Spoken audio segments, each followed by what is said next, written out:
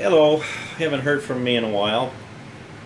So I thought I'd make a video. I haven't done a video where I'm reading an article in a while. I'm going to be reading an article from Wikipedia, but I won't be reading it exactly like it's written, so I'm going to improvise it. So I'm not violating any copyrighted materials. Just to let you know that. I won't be monetizing this video either. I feel the information is pretty important. I mean, a lot of people don't know it or realize it, but we're in the present day. Today we are in the midst of a problem, and that is a problem that we're going to have that's going to get worse. That I believe is going to get worse before it's going to get better, and that is the problem is the climate. And I know some people, they don't believe that our climate is changing. That it's getting it's getting more, it's going to cause some problems. And I think what's going to happen is, this is my own opinion, is that the way the current system is, it's going to try as best as it can to make as much profit for as many companies as possible. So essentially, the political system is geared towards helping businesses become more profitable. So the agenda and the focus of the current administration, which is going to come on board soon, is going to be to increase corporate profits to its maximum potential, to its maximum capacity. And that is, the companies that have the most vested interest in the political, that are supporting have the most support in the political system, are going to become less regulated. So there's going to be less regulations. There's going to be more opportunities, especially in the fossil fuel industries. There's going to be a big push for consumer spending, for more growth, for more profits, for better return on people's investments. A lot of people want their investments to grow. So there's going to be more pressure for businesses to become less restrained in their capacity to grow and to do as much business as they can without any restrictions. Being restrictions on their how they do business in regards to the ecology or the environment or the natural ecosystems. So it's as if somebody says, okay, we're going to allow the businesses to not be as, we're going to untie their hands as far as like pollution controls and carbon emissions mainly. So, but what's going to happen is before there's any real serious approach to having it change to where we need to cut back. We need to sort of, well, I'll let you decide, because you can probably figure out what's going to happen. What's going to happen is it's going to be like, things have to get really, really, really bad as far as conditions in the climate. They have to get really bad before the political system will budge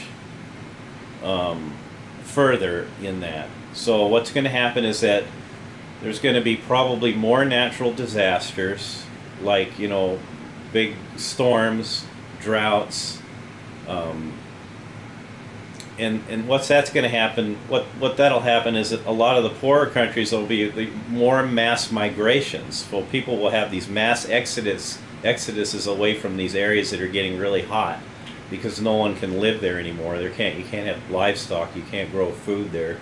It's too dry. It's too hot. So people are going to be moving out of these dry, arid areas into the cities. And when that happens, of course, there's more tensions in the cities. People start rioting, and there's less social harmony because there's other groups that are coming in that aren't normally from those areas that are using resources also. And of course, the countries like that aren't their populations aren't growing, they're going to have to take on more of the populated areas that are the people that are living in this poor areas that are trying to migrate into the wealthier areas where people aren't having as many children. So there's going to be more migrants coming in, and there's going to be sea level rise. It's going to destroy a lot of beautiful places. See, people don't realize that a lot of the beautiful beaches that people love so much, these ocean views where there's sand and there's people can walk along these beaches in sandy areas, those are going to get underwater, and when that happens, it's just going to be mostly rocky coastlines. It's going to be the sandy areas are going to go away unless people bring in sand, truck in sand, and put sand back. But most of the ocean beaches are going to be gone, and it's going to be sad because that means the little children that are born today, the babies that are being born today, aren't going to have that. They're not going to have those beautiful beaches that we had. The other thing is the fishing, right? The fishing industry and the fishing business is going to be affected more because the oceans are dying. And I'm going to read this article here which will tell you the reason why I'm talking about that, along with the sea level rise and the other problems that we're going to be facing, because the people in charge, the powers that are in charge of running the world, are mostly people that are in their later stages of their life, and they're mainly concerned about their investments, how their stocks are doing and their stock portfolios, and how the companies that they have are their investment, all of their life savings into, are going to give them a return on investment. So they're having so much control over the political system will make it so that things will get a lot worse. So as much as people want changes to happen for the good, for people for there to be more reforestation and less deforestation, people become more aware of what they're doing to the planet as individual people, as a group, in mass. We as humans are a terror to the rest of the natural world without restraint. So unrestrained, keep the public uninformed, do business as usual, aim for more growth, less restrictions, and so on, is going to bring about a very, very, very bad things will happen more in the future if things if there's no sequestration, so let me read the article then. The ocean acidification. Our ocean is in the process of decreasing the pH. The decreasing in pH is being caused by carbon dioxide molecules that are being absorbed into the ocean water from the atmosphere. The ocean water is less basic, meaning the pH is less than 7 being neutral. This process is shifting towards a pH neutral conditions rather than transition to acidic conditions. The ocean alkalinity is not changed by the process. May increase over long time periods due to the carbon dioxide being dissolved in the water. It's believed that 30 to 40% of the CO2 from human activity that goes into the air that we breathe is becoming dissolved in the oceans, rivers, and lakes. Now, for the chemicals system to become equalized, some of it reacts with the water to form the carbonic acid. Some carbonic acid reacts with water to give bicarbonate ion and a hydrogen ion. Thus, it increases the ocean's acidity. Between the years 1751 and 1994, the surface ocean pH has been estimated to have decreased from around 8.25 to 8.14. This represents an increase of almost 30% of hydrogen ions concentrated in the world's oceans. Earth system models project that within the last 10 years, the ocean acidity has exceeded the historical analogs, and in combination with other ocean biochemical changes could undermine the functioning of marine ecosystems and disrupt the provision of many of business that's especially the fishing industry in the ocean. The increase in the acidity is thought to have a range of potentially harmful consequences for marine organisms, such as depressing metabolic rates and immune responses in some organisms and causing coral bleaching. Now, many of you know the Great Barrier Reef is on its way to becoming a dead living system that used to be alive, and it's dying because of this. By increasing the presence of free hydrogen ions, each molecule of carbonic acid that forms in the oceans ultimately results in the conversion of two carbonate ions into bicarbonate ions. This lessening in the amount of the carbonate ions available makes it more difficult for marine organisms to calcify, such as coral and some types of plankton, to form the biogenic calcium carbonate, and such structures become vulnerable to becoming dissolved. The ongoing acidification of the oceans threatens food chains connected with the oceans. As members of the Inter-Academy Panel 105 Science Academies have issued a statement on ocean acidification recommending that by 2050 global CO2 emissions be reduced by at least 50% compared to the 1990 level.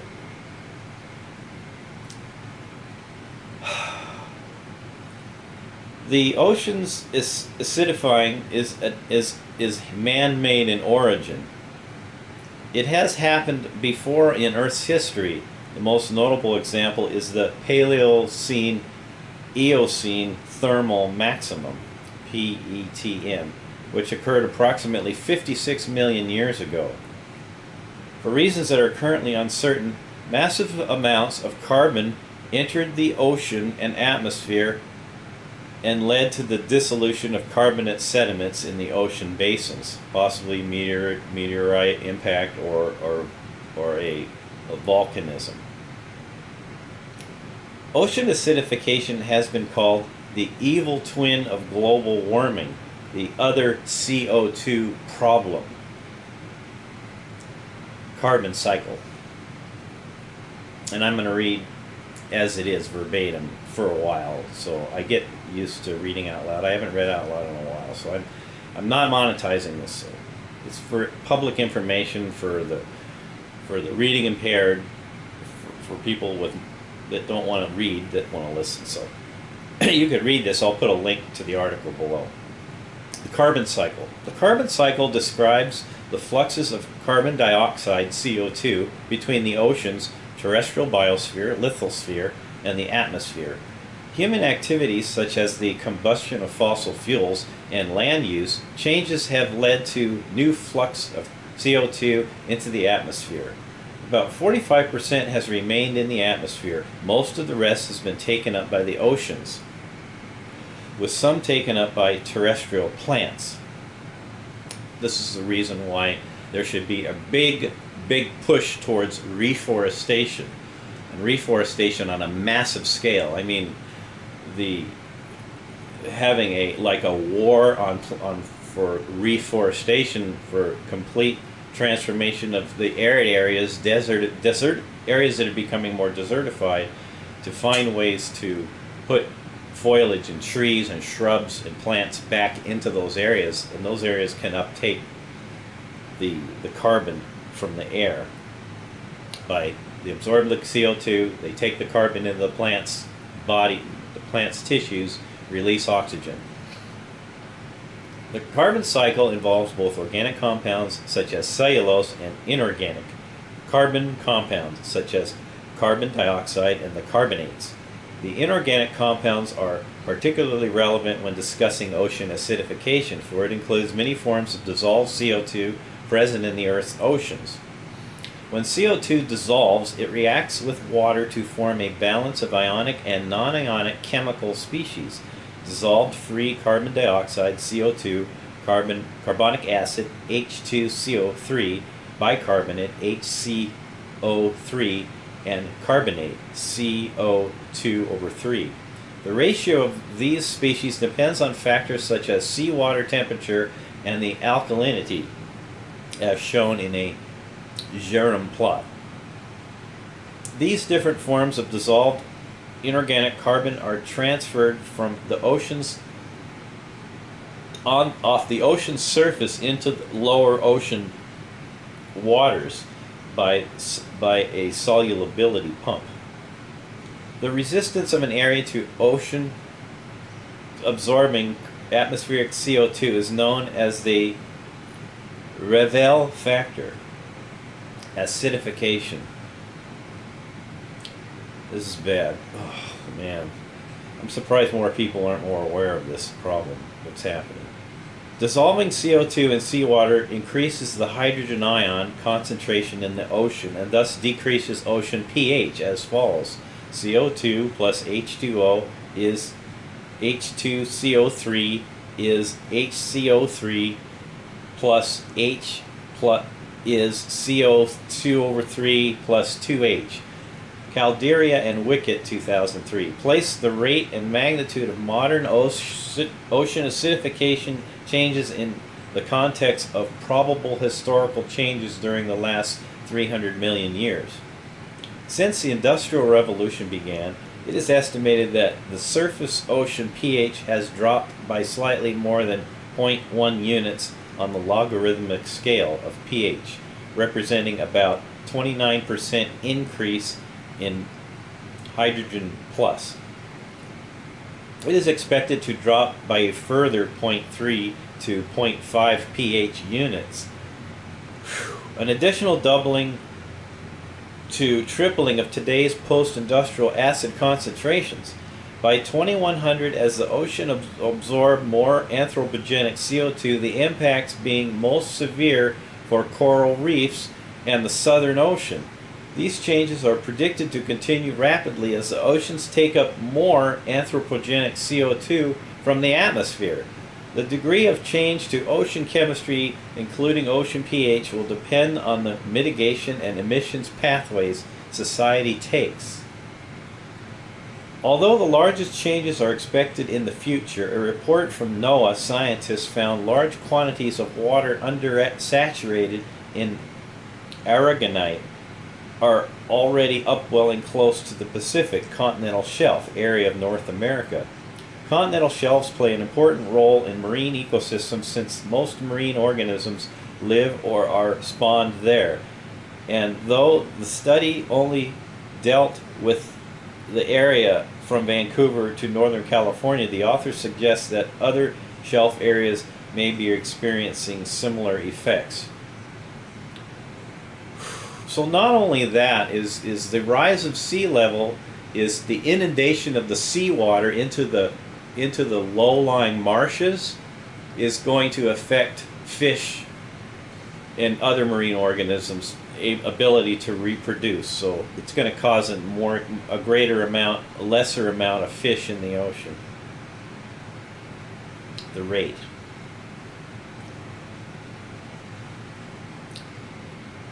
One of the first detailed data sets to examine how pH varied over a period of time at a temperate coastal location found that acidification was occurring much faster than previously predicted, with consequences for nearshore benthic ecosystems. Thomas Lovejoy, former chief biodiversity advisor to the World Bank, has suggested that the acidity of the oceans will more than double in the next 40 years. This rate is 100 times faster than any changes in ocean acidity in the last 20 million years, making it unlikely that marine life can somehow adapt to the changes.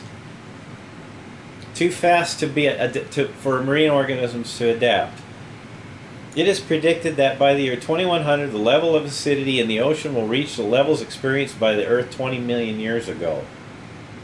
Current rates of ocean acidification have compared with the greenhouse event at the Paleo-Eocene boundary about 55 million years ago, when surface ocean temperatures rose 5 to 6 degrees Celsius. No catastrophe was seen in surface ecosystems, yet bottom-dwelling organisms in the deep ocean experienced a major extinction. The current acidification is on a path to reach levels higher than any seen in the last 65 million years, and the rate of increase is about 10 times the rate that preceded the Paleo-Eocene mass extinction. The current and projected acidification has been described as an almost unprecedented geologic event. A National Research Council study released in April 2010 has also concluded the level of acid in the oceans is increasing at an unprecedented rate. Now, you remember in the 70s about lakes becoming acidified, which was because the smokestacks from coal plants and also iron smelting was causing the acid rain to rain on these lakes, and then it killed the fish. I'm sure some of you remember that. If you're not, then I'll give a link to other articles on acid rain, as acid rain is a regional problem, but this is a global problem. This is everywhere in the oceans. A National Research Council study released in 2010 likewise concluded, the researchers determined that the current rate of ocean acidification is faster than at any time in the past 300 million years. A review by climate scientists at the Real Climate blog of 2005 report by the Royal Society of the UK similarly highlighted the centrality of the rates of change in the present anthropogenic acidification process, writing, "The natural pH of the ocean is determined by a need to balance the deposit and burial of calcium carboxide on the seafloor against the influx of calcium 2 and CO2 into the ocean from dissolving rocks on land, called weathering. These processes stabilize the pH of the ocean by a mechanism called CaCO3 compensation. The point of bringing it up again is to note that if the CO2 concentration of the atmosphere changes more slowly than this, as it always has throughout the Vostok record, the pH of the ocean will be relatively unaffected because calcium carbonate's compensation can keep up. Present fossil fuel acidification is much faster than natural changes, and so the acid spike will be more intense than the Earth has seen in the last 800,000 years. In the 15-year period, 1995-2010 alone, acidity has increased 6% in the upper 100 meters of the Pacific Ocean from Hawaii to Alaska, according to a statement in July 2012 by Jane, sorry if I mispronounced this, Jane Lubchenco, head of the U.S. National Oceanic and Atmospheric Administration. Surface waters are changing much more rapidly than initial calculations have suggested. It's yet another reason to be very seriously concerned about the amount of carbon dioxide that is in the atmosphere now and the additional amount we continue to put out. In 2013, study claimed acidity was increasing at a rate of 10 times faster than in any of the evolutionary crises in Earth's history. In a synthesis report published in Science in 2015, 22 leading marine scientists stated that CO2 from burning fossil fuels is changing the ocean's chemistry more rapidly than at any time since the Great Dying, Earth's most severe known extinction event, emphasizing that the 2 degrees Celsius maximum temperature increase agreed upon by governments reflects too small a cut in emissions to prevent dramatic impacts on the world's oceans, with lead author Jean-Pierre Gattuso remarking that the ocean has been minimally considered at previous climate negotiations. Our study provides compelling arguments for a radical change at the UN conference in Paris on climate change, which our current administration seems to be poised to negate or take the United States out of that, which I don't understand that. It's again, I do. As I explained in the beginning, it's the most profits. It's all that matters is profits. That's all that matters is how much money, how much a return on investment are the businesses of the world poised, or the businesses that are in the club are poised to achieve, being that less regulation, more encouraging the public for spending, more consumption, and distractions away from the real problem. And what's going to happen if things don't get, if it's the butterfly effect. If you don't do something now, then it's going to cause something way down the road later on, and you're better off solving the problems now and fixing the things before they get worse, a lot worse. And remember acid rain in the 70s that killed the lakes in the northeast. Remember that, because that's what's happening. Only it's happening in the oceans. Mechanism. Calcification overview. Changes in the ocean chemistry can have extensive direct and indirect effects on organisms and their habitats. One of the most important repercussions of increasing ocean acidity relates to the production of shells and plates out of calcium carbonate, CaCO3. This process is called calcification and is important to the biology and survival of a wide range of marine organisms. Calcification involves the precipitation of dissolved ions into solid CaCO3, calcium carbonate, structures such as coccoliths. After they are formed, such structures are vulnerable to being dissolved unless their surrounding seawater contains saturating concentrations of carbonate ions, CO2/3. Mechanism. Of the extra carbon dioxide added to the oceans, some remains as dissolved carbon dioxide, while the rest contributes towards making additional bicarbonate and additional carbonic acid. This also increases the concentration of hydrogen ions, and the percentage increases in hydrogen is larger than the percentage increase in bicarbonate, creating an imbalance in the reaction HCO3 to CO2/3 plus H plus. To maintain chemical equilibrium, some of the carbonate ions already in the ocean combine with some of the hydrogen ions to make further bicarbonate. Thus, the ocean's concentrations of carbonate ion is reduced. This creates an imbalance in the reaction of Ca2 plus CO2/3 to CaCO3. These increases in concentrations of dissolved carbon dioxide and bicarbonate and the reduction in carbonate are shown in a, excuse me if I'm mispronouncing this, it's BJERRUM.